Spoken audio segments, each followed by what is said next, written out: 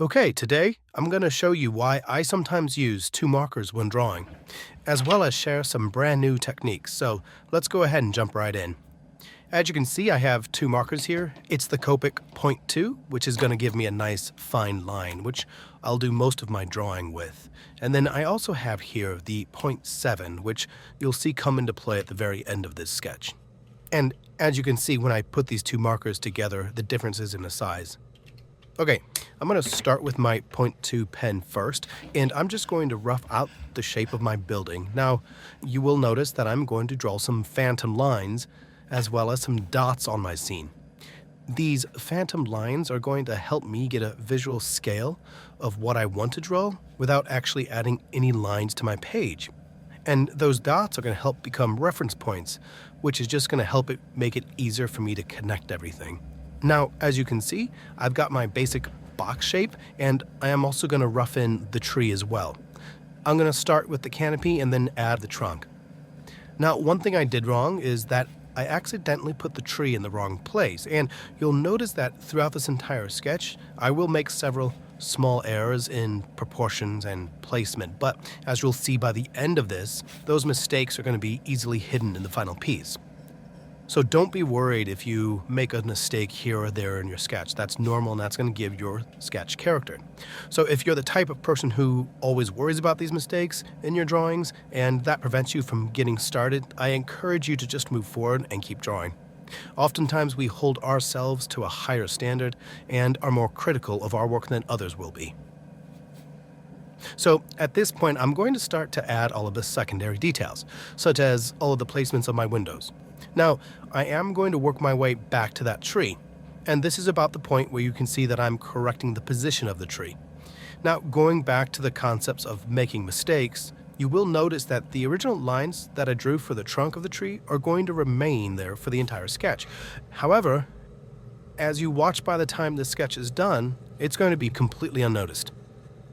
Okay, I want to talk a little bit about what you saw me do with the tree here.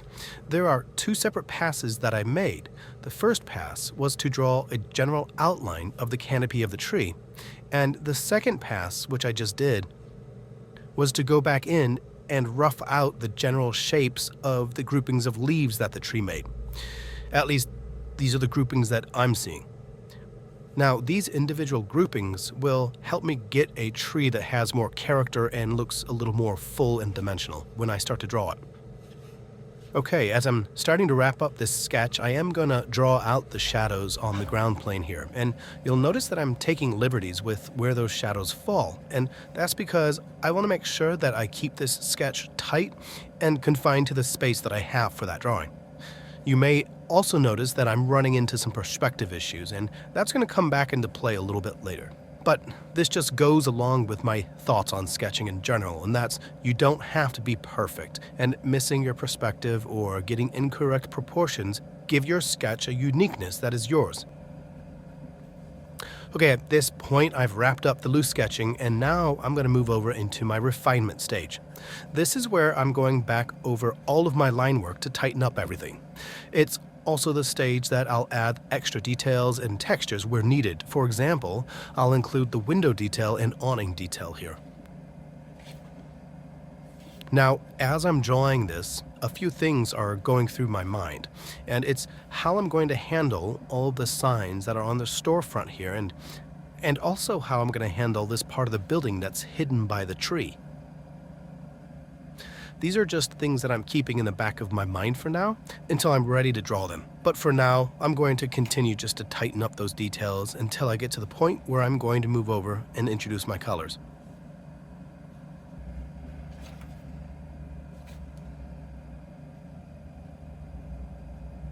Okay, as you may have noticed, I've moved over into the tree texture.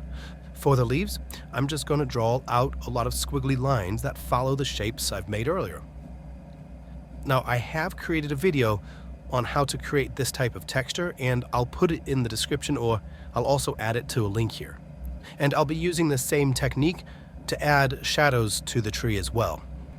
Okay, I'm going to be moving up in a minute to draw these lamps that sit above the sign, and And I want to point out the process at which I draw them. You'll notice that in order to get them to all look identical and evenly spaced, I'm going to actually draw them in pieces. The bases are all just points, and then I draw triangles for each lamp, and then I'll connect them with a curved line. By drawing these in separate pieces, the repetitiveness helps to keep them more consistent than if I went and drew them individually. Okay, as I wrap up the line work, I am going to be adding some hatch lines to all of my shaded areas, and this is just going to help give it a little bit more dimension and value. And once I'm done with that, I will move over to start to add my colors. Now, I want to talk about another mistake that I'm making, and that is that I am using some thicker lines to add to my tree for two reasons. The first is to add separation from the building. The thicker lines will make it stand out from the building line work. And the second reason was to give it a little bit of a shadow effect by darkening that one side of the tree. My mistake is that all of my lines are on the right side of the tree, and they should have been on the left side, which is the shadow side. This is another example of knowing that you're making a mistake but not trying to fix it, because sometimes fixing a mistake can cause a lot more problems than just leaving it in your sketch. Now, for my colors, I usually start with a base coat, and for this sketch, I'm just going to be using a light tan for the building.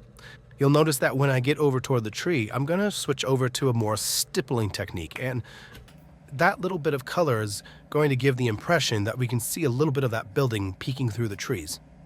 Now I'm going to continue to push that color closer to my reference photo by selecting a soft orange color and then applying that on top of my existing tan layer.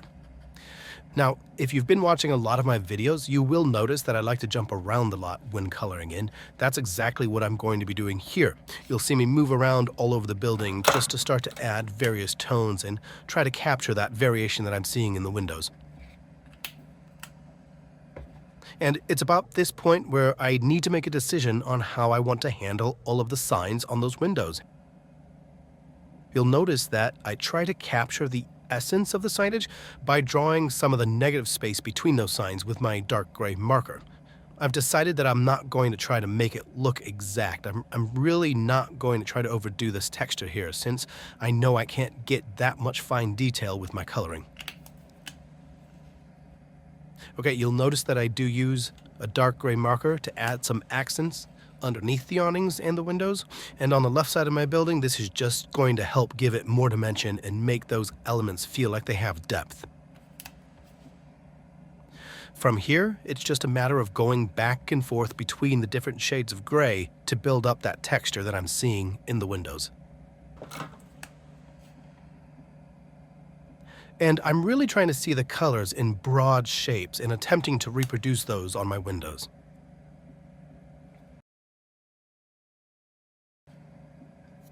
You'll see me go back to add another layer of color to the building. And again, I'm just trying to push that color closer to my reference photo. Now, for this photo, there are a lot of shadows on the building, and I will take some liberties with these, and I'll even add additional shadows that aren't there, and that's just going to give that building a little more interest in my mind, which I tend to do that a lot. But for now, I'm going to start to color the tree. And I start with a medium brown for the tree trunk, and then I'll move over to the green marker. But as I start with the green color, I'm going to realize that I'm not capturing the yellow hues that I'm seeing from the highlights on top of the trees. So I'm going to switch over and grab my yellow so I can capture that highlight before moving back to my greens. Now, as you'll notice, I am using a stippling technique again. And this is just going to help attempt to add another level of texture to my tree. My hope is that I'll get a patchy effect with the coloring instead of a smooth coverage, which should give the illusion that this tree has more texture and value. Now, these greens are a little saturated, so to tone those down, I will hit the green color with a more neutral beige color, and this is just a simple trick to pull back a color that's too bright or vibrant. I'll continue with the darker shades of green, putting them more toward the base of the tree or toward the bottom of the general shapes that I drew, and the goal here is to really push the depth and to make it feel like some of those leaves kind of recede back into the tree. Again, my light is coming from the top, so a lot of my darker values are going to be at the bottom of these shapes. Now, you'll also notice that I use another beige tone to neutralize the darker shades. Now, I did notice that I missed the planter in front of the building, so I'm going to go ahead and touch that up before I move over into adding my shadows.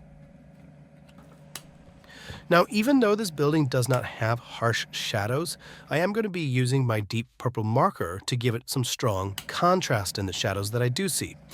This is just one of those liberties that I like to take with my sketches because I like the style and the contrast that these color combinations make. If you've watched many of my coloring videos before, you'll notice that I like to use that deep purple color a lot. Now, I'll color in the shadow casted on the ground from the building, as well as the tree. Now, when I draw the tree shadow, you'll notice that I am doing that stippling technique again, and this is just an attempt to get the illusion to where the sunlight kind of falls through and speckles the ground beneath the tree. I'll also use that same deep purple color to add one more shadow pass to my tree leaves, and this is just going to really change that look of my tree and give it some final layer of depth.